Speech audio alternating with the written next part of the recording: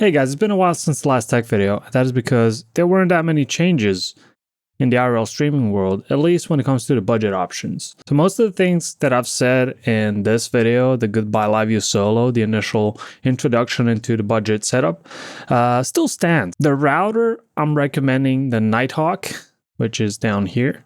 And even though the TBS is still fine, unfortunately, it's not really available anymore. They either stopped producing it or it ran out of stock.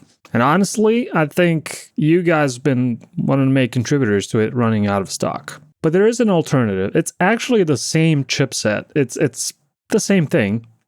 The only difference is that the interface is in a different color and maybe it has a few more added features. What's good about it is that it has the same price as the TBS way back, like a few years ago. We're talking about like $120 to $140 range. So as I said, the TBS in most places is not available, but the LinkPi ENC1-V2 is available pretty much on every single Amazon site from what I've seen. It might cost a little bit more, maybe the delivery is higher, but why I'm recommending this one is because many people have already tried it and they're using it daily to stream. I would even go as far as saying that this is better than the TBS. It's overall better product. And again, the interface is almost exactly the same. All the videos that I did on the TBS, you can use this in the same exact way.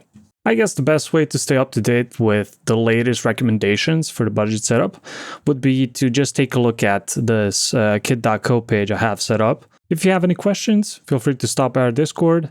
That's pretty much it for this update. See you in the next one.